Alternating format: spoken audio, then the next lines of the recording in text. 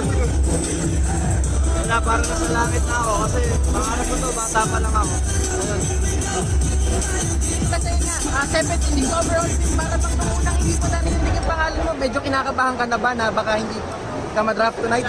For me, naka-mindset naman ako na yung focus ko is makuha man o hindi. At least nagawa ko yung role ko as a player kung hanggang sa mararating ng kakayanan sa ng basketball ko. And kaya ako naglalaro is gusto ko rin mapagbigay inspirasyon sa kabataan, sa mga nag-aangad na makaabot ng mataas na liga. And nakikita ko naman yun na natutulungan ko din talaga yung mga community ng basketball talaga. Tapos San Miguel pa yung nag-draft sa'yo, masabi Yes, ko lang. ako hindi ko expect na kunin ako ng matitik ako ng San Miguel.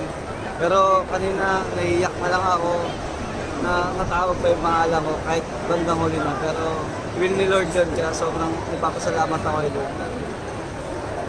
Terence, kasama mo. Terence.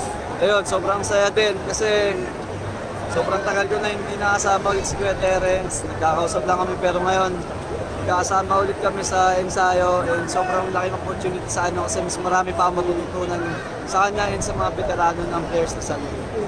Kailan ba kayo uling nag-usap? Kaya yung sinasabi mo, kailan ba? Kanina magkausap ko kami. Kanina magkausap kayo. Yes, well. Pero nag-abot ba kayo sa FPU?